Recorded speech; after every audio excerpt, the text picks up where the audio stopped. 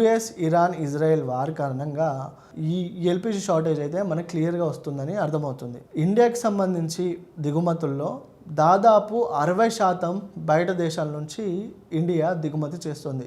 అంటే ఈ ఇంధనాలు కానీ, పెట్రోలియం కానీ, ఎల్పిజి సిలిండర్లకు సంబంధించిన గ్యాసులు కానీ ఇండియా అయితే వేరే దేశాల నుంచి కొనుగోలు చేస్తుంది. దుబాయ్, యుఏఈ, ఖత్తర్, కొన్ని సౌత్ అరబ్ దేశాల నుంచి అయితే ఇండియా వీటిని కొనుగోలు చేస్తుంది.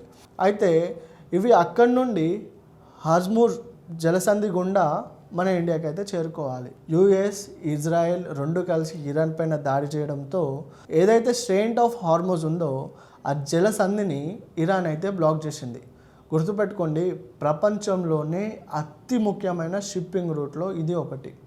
సో ఈ షిప్పింగ్ రూట్ నుంచే దాదాపు కొన్ని దేశాలకు సంబంధించిన ఆయిల్స్ కానీ, వనరులు కానీ వేరే దేశాలు సరఫరా చేస్తూ ఉంటాయి.